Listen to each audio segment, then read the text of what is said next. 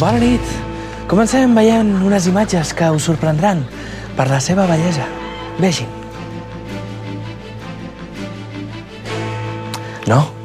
No estic esperant cap vídeo. Soc jo i el meu nou look. Ja ho sé, avui estic una mica diferent. És que m'ha tocat la perruquera del Telenotícies cap de setmana i m'ha deixat els cabells com l'Agnès Marquès. Au, de punxa.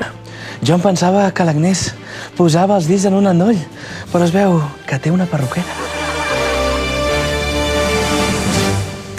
Queda ja molt poc per comprar loteria de Nadal. Aquests dies, milers de ciutadans de l'Estat arriben a Catalunya en busca de la sort, de la bona sort. Seguim. Què? Quina tovallola? No porto cap tovallola. És el meu nou cabell. Està bé. És que el meu nou pentinat no m'agradava. I en un atac d'ira he decidit rapar-me el cap. Una cosa així. Aquest és el meu atac d'ira.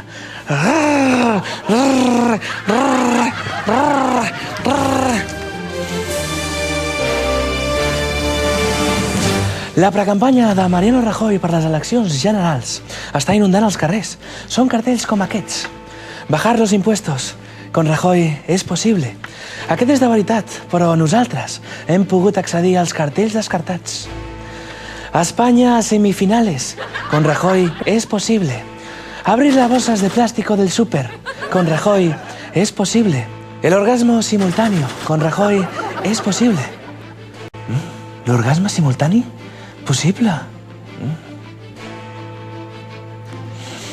Potser votaré Rajoy. M'han dit que així rapat no estic gaire guapo, així que hauré d'optar per una solució d'emergència.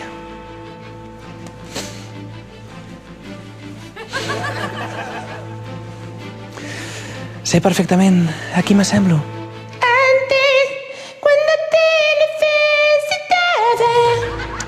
Seguim amb més notícies. Zapatero i Sarkozy han fet una roda de premsa conjunta després d'haver anunciat la seva col·laboració per lluitar contra el terrorisme d'ETA. I jo em pregunto, ¿por qué? ¿Por qué?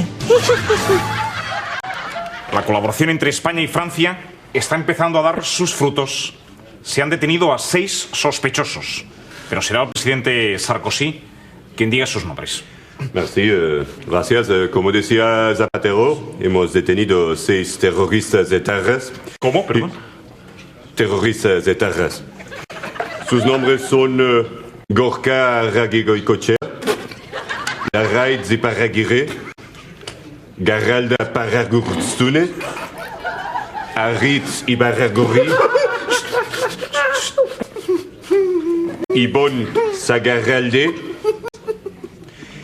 y Aitor Arrobarrena.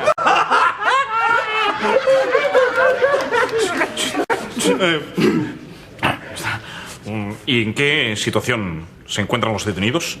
Bajo arresto. A la merquita, putain.